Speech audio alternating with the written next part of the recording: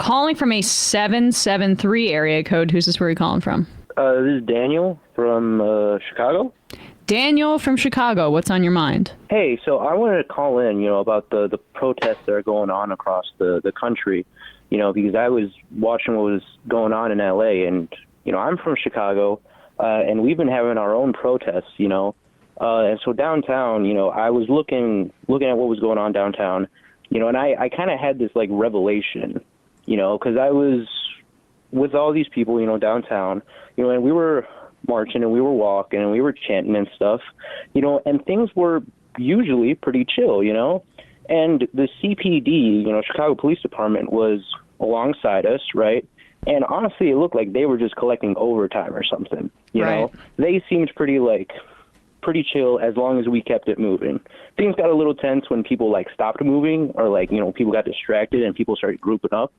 But if we kept moving, they really seemed hands off, and these were locals too, they weren't wearing masks like ICE does when they raid elementary schools, and stuff.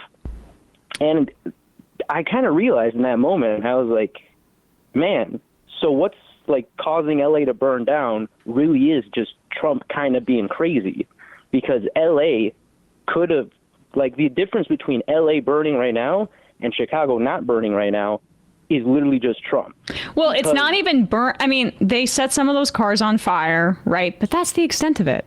And well, I'm talking about him sending in the military. Oh, yeah. That is insane to me. That. Yes. That is so worrying to me. It's fascistic. It's authoritarian. And it's provocative intentionally. It's trying to provoke this violence to justify a further crackdown. And it's a miracle and a testament, which is contrary to the media narrative. It's a testament to the restraint. It's okay. Testament to the restraint of the protesters that things haven't escalated more. Yeah, and I mean, that is exactly the point, is that it is escalatory what Trump is doing in L.A. Because you look at, I look at Chicago because I'm from Chicago, and it's not happening here. Why? It's, CPD, all right, whatever, but they're not sending in the military. That really does seem to be the problem, It's just Trump really is just the one that's escalating the situation, because I look around and everything was pretty chill, People chanted, people were organizing and stuff, and it was all relatively very peaceful, Yeah. And then you look at all the images coming out of LA, and all the escalations that are happening, when, there's these people in riot gears and stuff, and they're caging people in, and they're sending in the Marines and stuff. It's just crazy to me. I would just, I think you're right, but I would just say it goes back a little bit further. The escalation isn't just the National Guard and stuff. It's also the police in these cities and LAPD. But the real escalation is that we aren't just going after criminals and bad guys. If we were going after them, that's why you have sanctuary laws, and you allow migrant communities that are undocumented people to report bad eggs to the police department so they can be deported, or put in jail, right? If they're rapists or whatever. I'm from a migrant family, right? And the only thing that I think of when I see all these stories, about all these people that are just getting sent to what looks to me like concentration camps in El Salvador and stuff. I'm thinking, man, I'm worried for my family. Yeah. And I'm so worried for all the people around me. And I'm also worried for myself because I'm a citizen, but what if Trump tries to change that? It's one of the big chants that really stuck with me, it's today it's me, tomorrow it'll be you, because for me, that is all too true. Of course. And I think the only advice, I'm not sure if you have friends or family that would benefit from the advice that Ronald Reagan, who's an immigration lawyer, gave a few days ago. I think we clipped it, so I would check out that. But, I'm not sure what your ethnicity is and stuff like that, but anybody who's Latino is worried about being racially profiled. And there's a lot of folks that are just keeping their passport or their green card on them at all times. And this is what dehumanization by a government looks like. Yeah. Well, And I would just say, like, it's the missed opportunities of the last few decades of politics, where frankly we tried to halfway this crap and say, well, there's certain people that deserve to be there, certain people that don't, and eventually we'll get enough Democrats in both houses and a strong enough executive to do something about, like, DACA or whatever like that. And the problem is that the right was never going to honor that. And so now we're coming after just people who want to work and kids who are in schools. We have DHS going to elementary schools doing quote unquote wellness checks about people they know damn well don't need a wellness check from Department of Homeland Security. And this is going to lead to responses. And it's going to, Listen, man. Go ahead. Ever since the day I was born, they've been moving the goalposts on what is illegal and what is not legal. Yep. Right. Before I was born, my family would have been able to fix, some legal pathway here. After I was born, that was almost 25 years ago. Yep. Right. It's moved so far that my family is really concerned for the people that, aren't here in a really, like, documented way. And it's just like it's like rats in a cage, They just keep on tightening the cage and they just keep tightening it, Yeah. And that is just terrifying. And there's this Josh Hawley type justification of it that's actually for the working class. Well, like you say, we have been ratcheting up and spending billions of dollars out of boondoggle for this border security bullshit for decades, and guess what? It hasn't helped the working class. We're as fucked as ever. Like the idea that people point to immigrants as like the cause for this is so obviously Nazi style scapegoating, but we have to, like, honor it among, like, people because, I don't know, it pulls a certain direction. Yeah, I mean, like, the part of Chicago that I'm from, immigrants are the working class.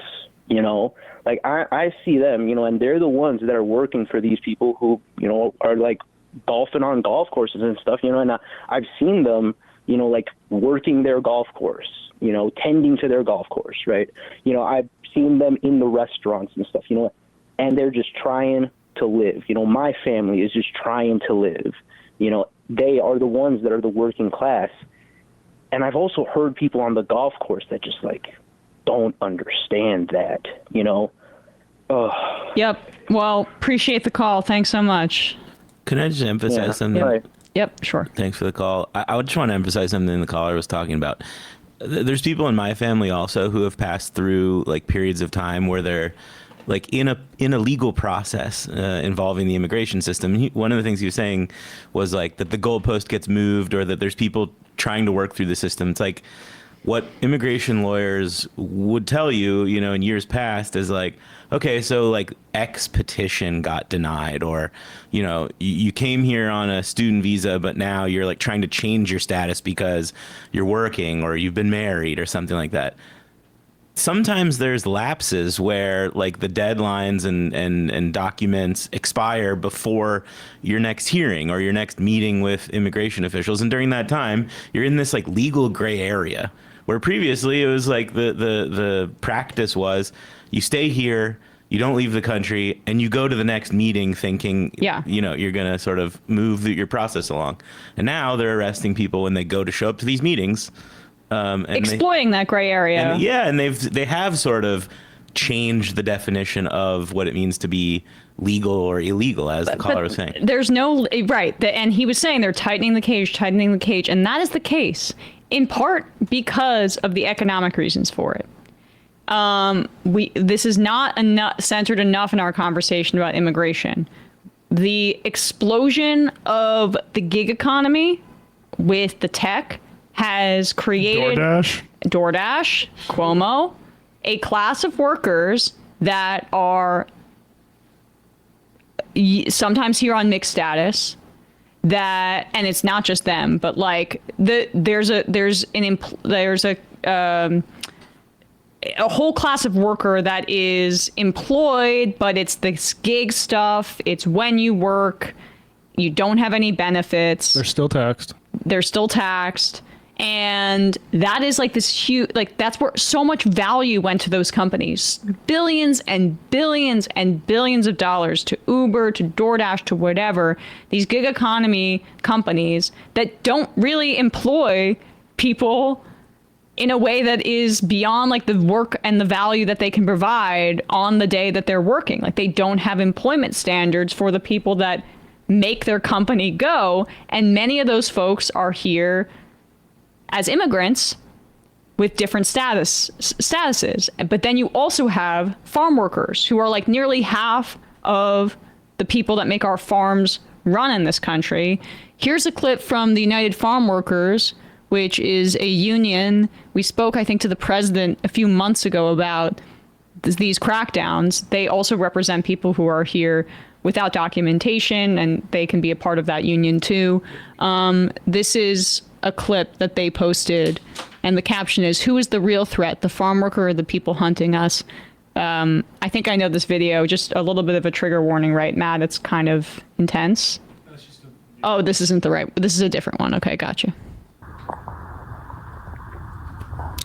Just people running across the field that they were. Oh my God.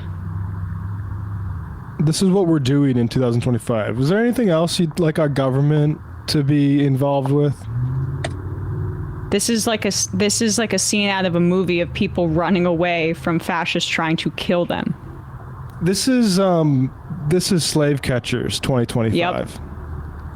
This is when the Confederacy, this is sort of what Stephen Miller represents, decided, hey, northern states, if our slaves escape and go up the Ohio River or the Mississippi or Missouri and get away, you need to help return them to us. That's what's going on here. And again, just spit in the face of anybody who suggests that this is for the working class. They're fools. This is scare these people into either and deport them, or if they stay, they need to be they need to know their place. Basically, don't ask for benefits, don't ask for help, don't ask for wages, don't ask for social benefits. If you're here and you happen to be an immigrant, this administration will either deport you or they will ensure that you live in fear for the rest of your life and that your work is as exploitative as possible, because that's the design. They focus on the leaders of union movements too, particularly for that reason. They've already arrested folks like that. Hey folks, don't forget to hit the subscribe button and check out our daily show. We do it every day at 12 p.m. Eastern for about 2.5 hours. We even take phone calls. You should check that out.